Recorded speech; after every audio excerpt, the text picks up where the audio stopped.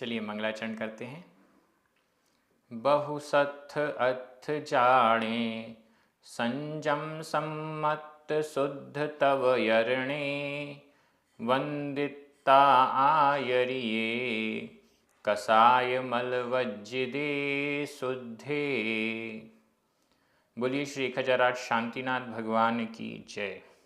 आचार्य श्री कुंद कुंद स्वामी की जय। आचार्य गुरुवर विद्यासागर समय सागर जी महाराज की जय। मुनि पुंगव श्री 108 सुधा सागर जी महाराज की जय। हम सभी बड़े ही सौभाग्यशाली हैं जो हमें अट्ठपाहुड़ जैसे महान ग्रंथ के अध्ययन का अवसर मिल रहा है। बोध पाहुड़ चल रहा है, यह चौथा पाहुड़ है और लगभग आधे से ज़्यादा गाथाएं हम पूर्ण कर चुके हैं। आज हम दो गाथाओं का अध्ययन करेंगे, क्रमशः गाथा क्रमांक 40 और 41। ये दोनों गाथाएं अरिहंत अधिकार की अंतिम दो गाथाएं हैं।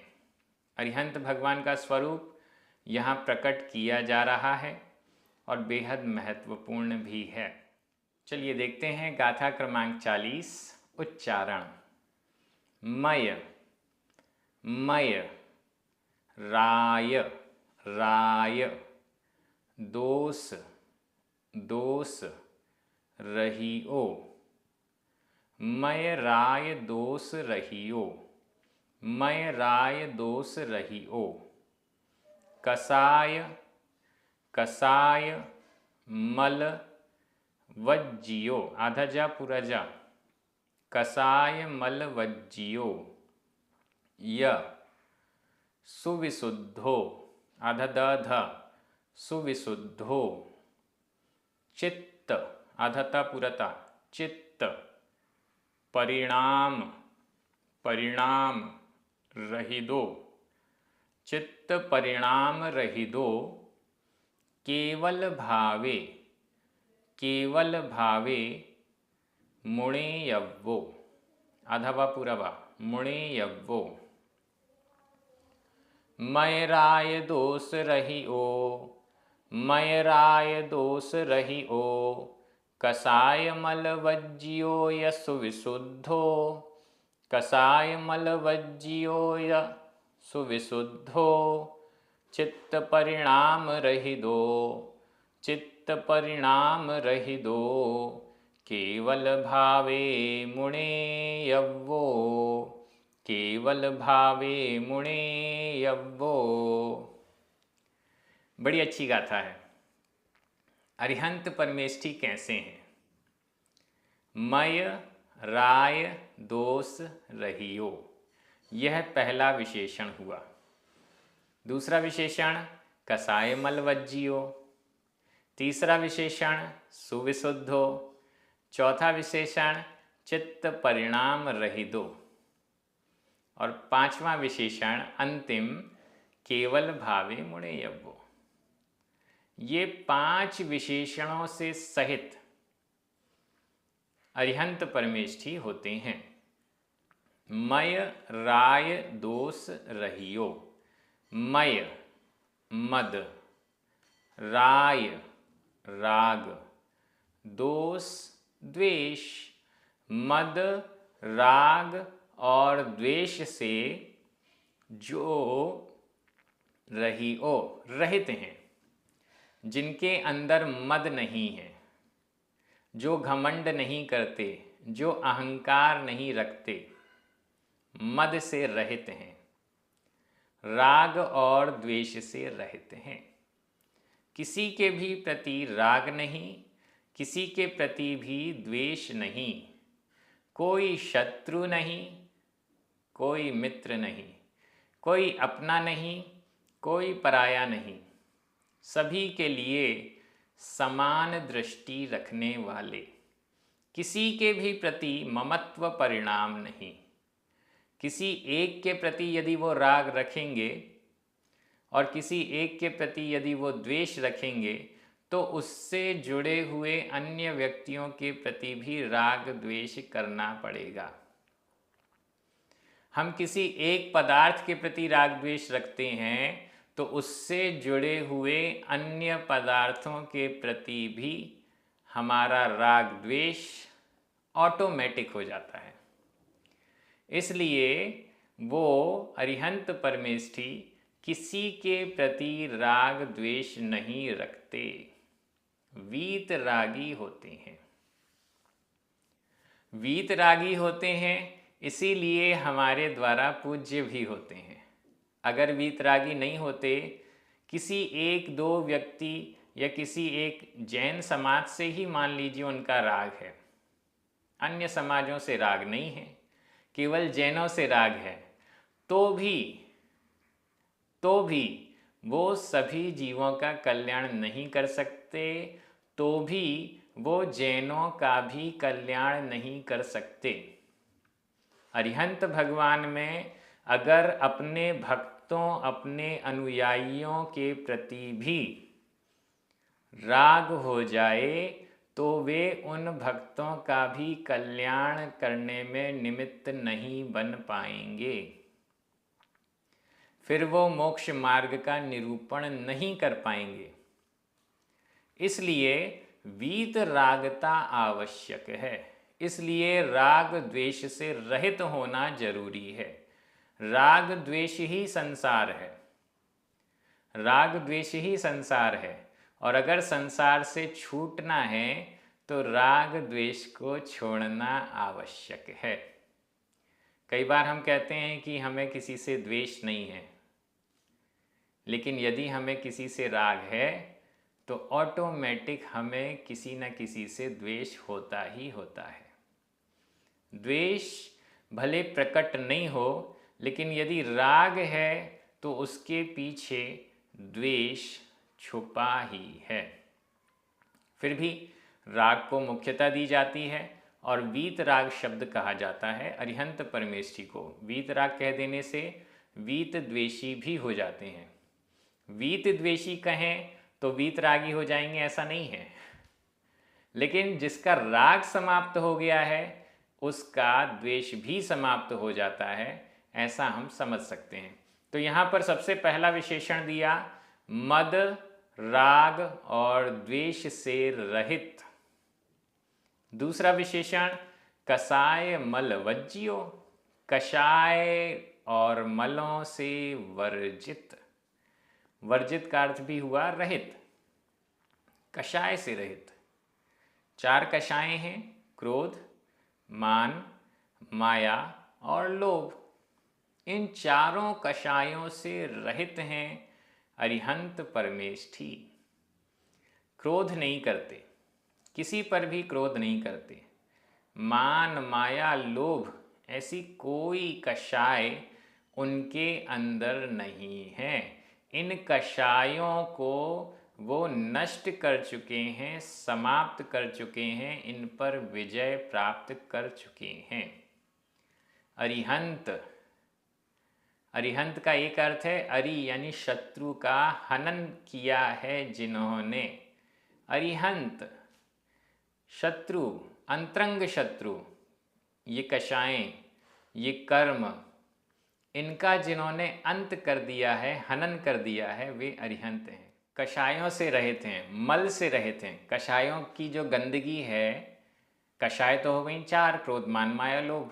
कषायों के साथ में जो मल है यानी 9 कषाय, हास्य, रति, अरति, शोक, भय, जुगुप्सा, स्त्रीवेद, पुरुषवेद और नपुंसकवेद, ये जो 9 कषाय हैं इसको मल कहा गया।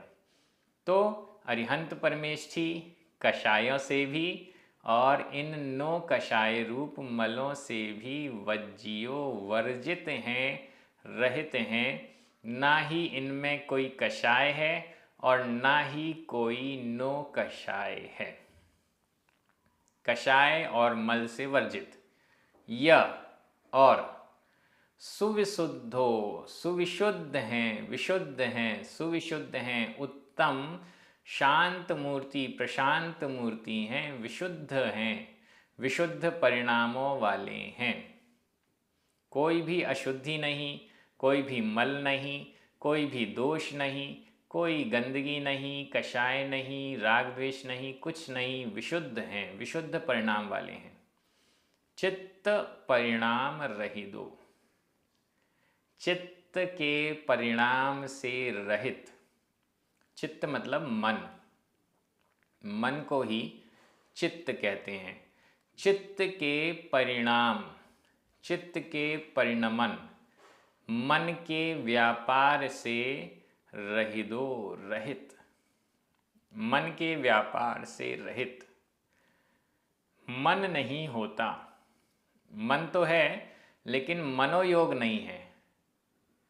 मन तो है लेकिन मनोयोग नहीं है, मन का व्यापार नहीं है। क्यों नहीं है? क्योंकि मन या इंद्रियां ये तो छायोपशमिक ज्ञान से संबंध रखती हैं। और अरिहंत परमेष्ठी इंद्रियों से, आँख से नहीं देखते, नासिका इंद्री से सूंघते नहीं हैं, कर्ण इंद्री से सुनते नहीं हैं, चक्षु इंद्री से देखते नहीं हैं, स्पर्शन इंद्री से स्पर्श नहीं करते, मन से चिंतन मनन या कुछ और नहीं करते। ये तो इन सब के व्यापार से, परिणमन से रहित होते हैं, केवल ज्ञान से सीधा जानते हैं। इन्हें मति ज्ञान और शुद्ध ज्ञान की कोई आवश्यकता नहीं। मति ज्ञान और शुद्ध ज्ञान क्षयक्षमिक भाव थे, और जब कर्म का क्षय हो गया, ज्ञानावर्णी कर्म का ही क्षय हो गया, तो छायोपशमिक भाव बन ही नहीं सकता। अब तो छायिक भाव बनेगा। और केवल ज्ञान यह छायिक भाव है।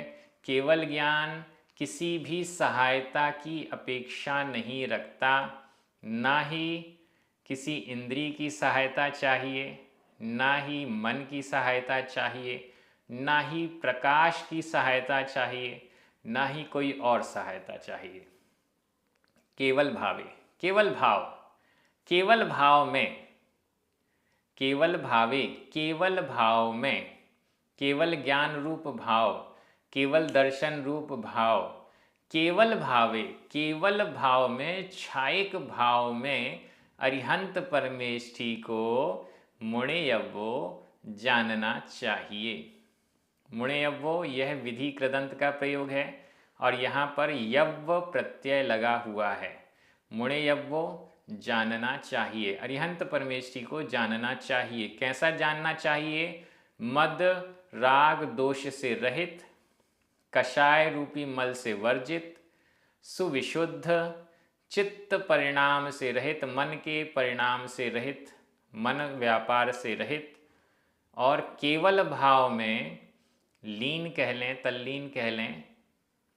ऐसे अरिहंत परमेष्ठी को मुणेयव्वो जानना चाहिए। गाथा बड़ी सरल है, आपको समझ में भी आ गई होगी।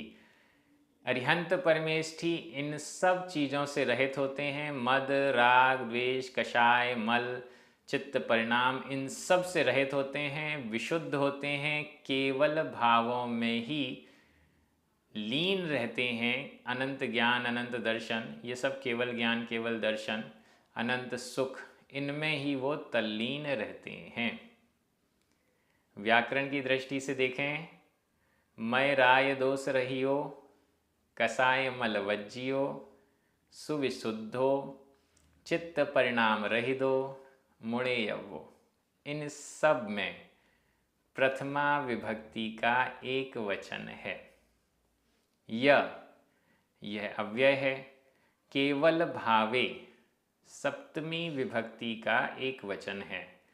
मुणेयव्वो यह विधि कृदंत का भी प्रयोग है। इतनी सरल व्याकरण है। एक बार मैं हिंदी अर्थ कर रहा हूं, आपकी नज़र प्राकृत शब्दों पर जानी चाहिए। मद राग द्वेष से रहित, कषाय और मलों से वर्जित, चित्त परिणाम से रहित, केवल भाव में सुविशुद्ध, ऐसे अरिहंत को जानना चाहिए। अब हम चलते हैं गाथा क्रमांक 41 में। अरिहंत अधिकार की अंतिम गाथा है उच्चारण। सम्मदंसणी, सम्मदंसणी, सम्मदंसणी, आधा मा पूरा मा, आधा द पूरा द, बिंदी। सम्मदंसणी, सम्मदंसणी। पस्सई, पस्सई, आधा सा पूरा सा, पस्सई। जाणदी, जाणदी। णाणेण, णाणेण। दव्वपज्जाया, दव्वपज्जाया। सम्मत, आधा मा पूरा मा, आधा ता पूरा ता, सम्मत। गुण विशुद्धो, आधा द ध, विशुद्धो। सम्मत गुण विशुद्धो। भावो, भावो। अरुहस्स, अरुहस्स, रा में छोटे ऊ की मात्रा, अरुहस्स। णायव्वो, णायव्वो। सम्मदंसणि पस्सै, सम्मदंसणि पस्सै। जाणदिणाणेण दव्वपज्जाया, जाणदिणाणेण दव्वपज्जाया। सम्मत गुण विशुद्धो, सम्मत गुण विशुद्धो। भावो अरुहस्सणायव्वो, भावो अरुहस्सणायव्वो। बड़ी अच्छी गाथा है। भावो अरुहस्स णायव्वो। भावो, भाव, किसका भाव, किसका स्वरूप? अरुहस्स, अरुह का, अरुह का, योग्य का, योग्य व्यक्ति का, अरिहंत का, अरिहंत का भावो, भाव, स्वरूप णायव्वो, जानना चाहिए। पिछली गाथा में मुणिदव्वो आया, उसका अर्थ भी जानना चाहिए। यहाँ पर णायव्वो आया, इसका अर्थ भी जानना चाहिए ही है। यह भी विधि कृदंत का ही प्रयोग है। णायव्वो, जानना चाहिए। अरुहस्स भावो, अरुह का भाव, अरिहंत परमेष्ठी का भाव, स्वरूप णायव्वो, जानना चाहिए। कैसा है अरिहंत परमेष्ठी का स्वरूप? क्या करते हैं अरिहंत परमेष्ठी? पस्सई, जाणदी, ऊपर। पस्सई, पस्सई, देखता है। जाणदी, जानता है। वर्तमान काल अन्य पुरुष एक वचन के क्रिया रूप हैं दोनों। पस्सई, जानता, देखता है। जाणदी, जानता है। देखता है और जानता है, देखता है और जानता है। किसको देखता और किसको जानता है? दव्वपज्जाया, द्रव्य और पर्यायों को। दव्व द्रव्य, पज्जाय पर्याय। द्रव्य और उनकी पर्यायों को पस्सई देखता है, जाणदी जानता है। द्रव्य, समस्त द्रव्य, समस्त द्रव्य और उनकी अनंत पर्यायों को पस्सई देखता है, जाणदी जानता है। यहाँ देखना और जानने में अंतर है। देखने का मतलब है सामान्य ग्रहण और जानने का मतलब है उसका विशेष ग्रहण। कोई सामान्य दृष्टि से ग्रहण करना दर्शन है, देखना कहलाता है, और विशेष दृष्टि से ग्रहण करना यह ज्ञान कहलाता है। सत्ता का अवलोकन मात्र करना यह दर्शन है और उसके बारे में विशेष जानना यह ज्ञान है। अरिहंत भगवान की दृष्टि से बात करें तो यह दर्शन और ज्ञान, यह देखना और जानना एक साथ ही होता है। अरिहंत परमेष्ठी की बात न करके अन्य छद्मस्थों की बात करें जिनके ज्ञानावरणी आदि कर्म शेष हैं, उनकी यदि हम चर्चा करें तो एक समय पहले दर्शन होता है और अगले समय ज्ञान होता है। ये दोनों में डिफरेंस है। पहले सत्ता का सामान्य अवलोकन होता है, फिर उसके बाद आगे चल चलकर विशेष विशेष विशेष जाना जाता है। लेकिन केवल ज्ञानी भगवान एक ही समय में देखते भी हैं और जानते भी हैं। देखते किसके द्वारा? सम्मत दंसणी, सम्यक दर्शन के द्वारा।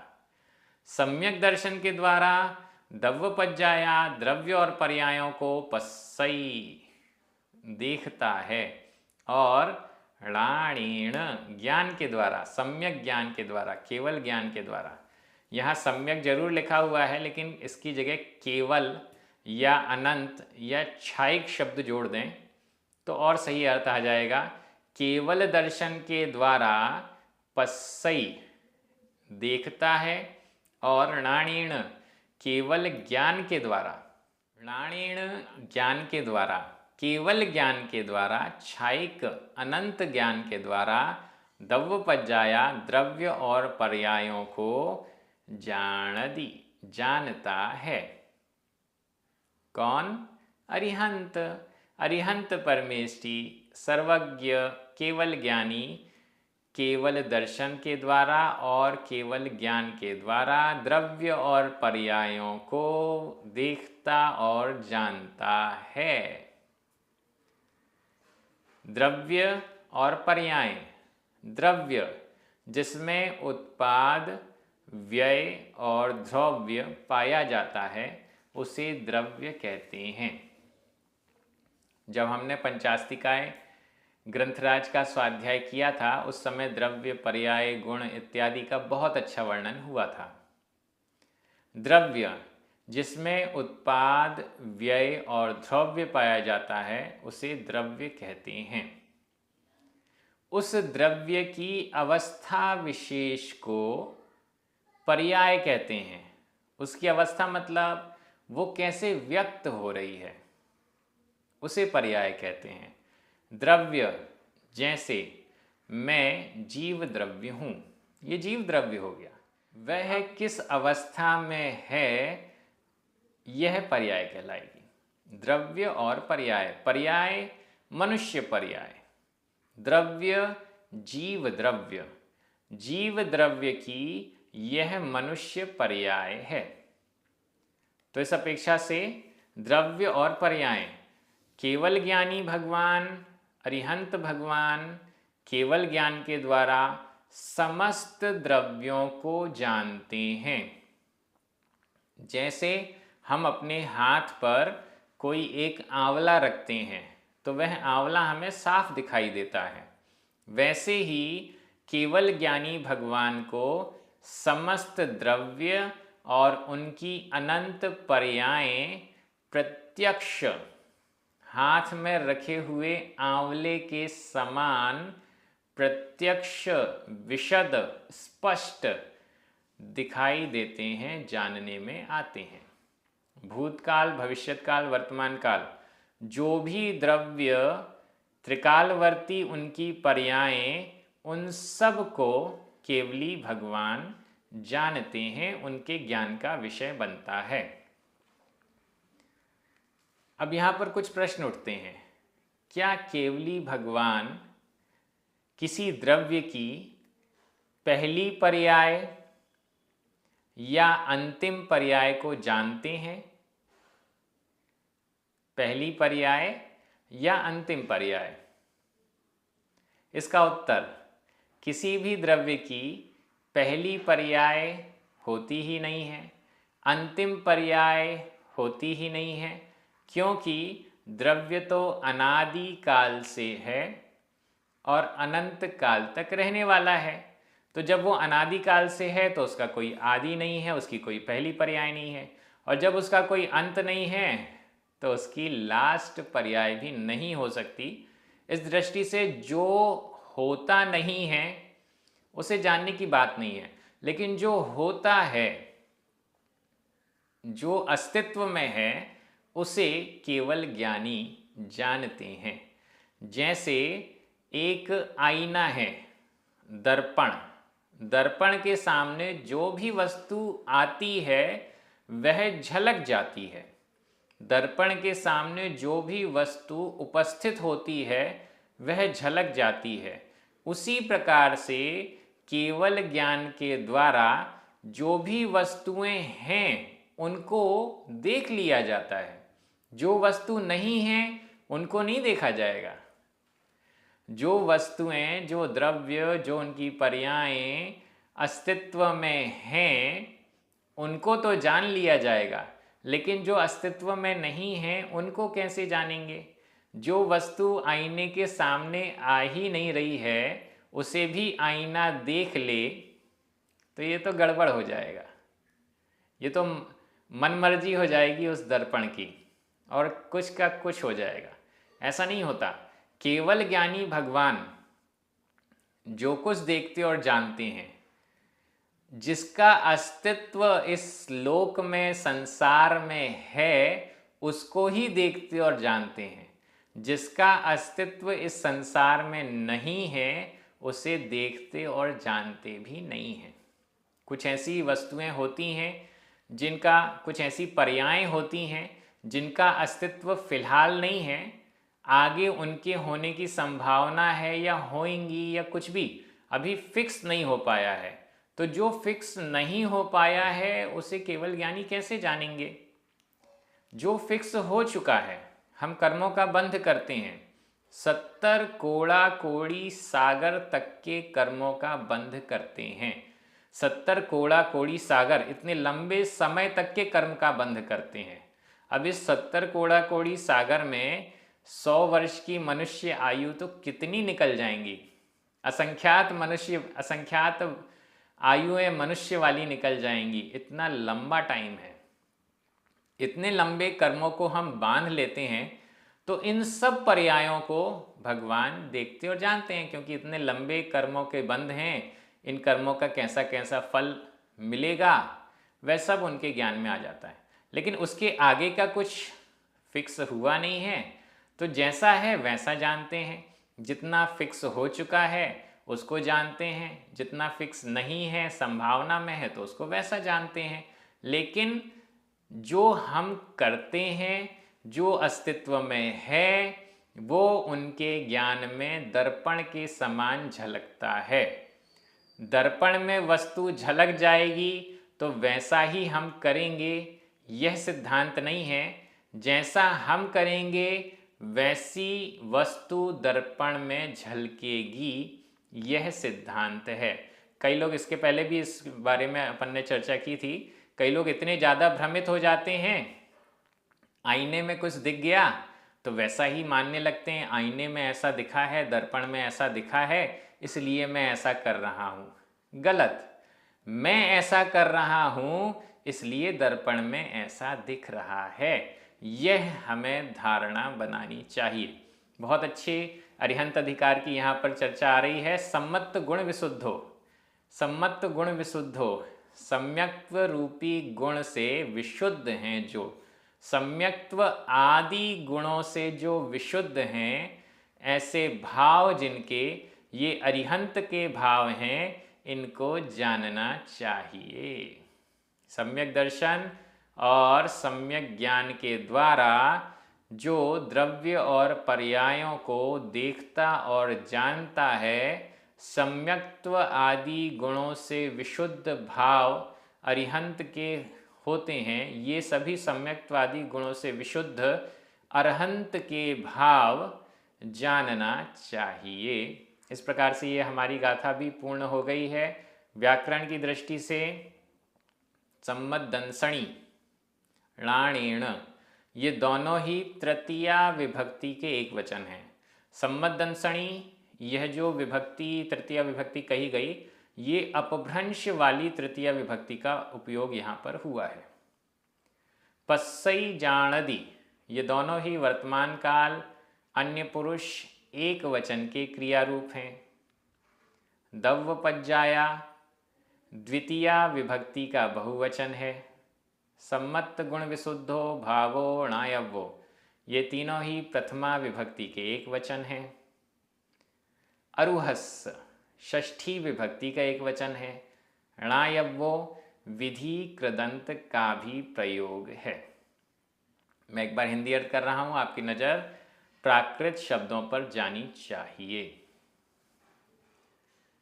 सम्यक दर्शन से देखता है और सम्यक ज्ञान के द्वारा द्रव्य और पर्यायों को जानता है। सम्यक्त्व आदि गुणों से विशुद्ध अरिहंत का भाव जानना चाहिए। इस प्रकार से हमारा अरिहंत अधिकार पूर्ण हो गया। इसके आगे 11वां प्रव्रज्या दीक्षा अधिकार प्रारंभ होगा, बेहद महत्वपूर्ण है। हम सभी इसी प्रकार से आगे भी स्वाध्याय करते रहेंगे, एक दूसरे को स्वाध्याय के लिए प्रेरित करेंगे। यही मंगल भावना है। जिनवाणी स्तुति करें, 9 बार नमोकार मंत्र पढ़ें। सभी को जय जिनेंद्र।